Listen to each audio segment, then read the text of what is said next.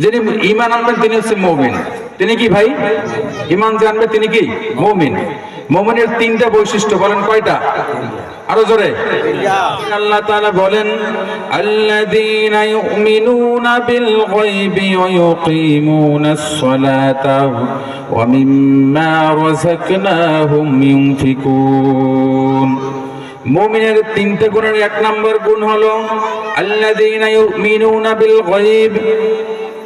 আমরা কি আল্লাহ তাআলা দেখছি? বলেন দেখছি? না দেখে বিশ্বাস করা, না দেখে বিশ্বাস করা। আল্লাযীনা ইউমিনুনা বিল গায়ব, আল্লাহ তাআলার গায়বকে বিশ্বাস করা, অদৃশ্য জিনিসকে বিশ্বাস করা। আল্লাহকে আমরা দেখি নাই তো।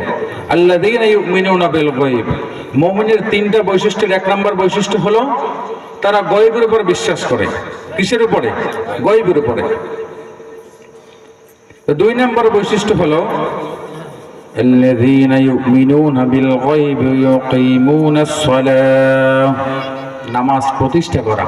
নামাজ প্রতিষ্ঠা করা, নামাজ প্রতিষ্ঠা করা, নামাজ পড়া কি এক জিনিস? বলেন। আপনি এখানে নামাজ পড়ছেন, আমি নামাজ আদায় করছি, এই নামাজ আদায় করা নামাজ প্রতিষ্ঠা করা এক না।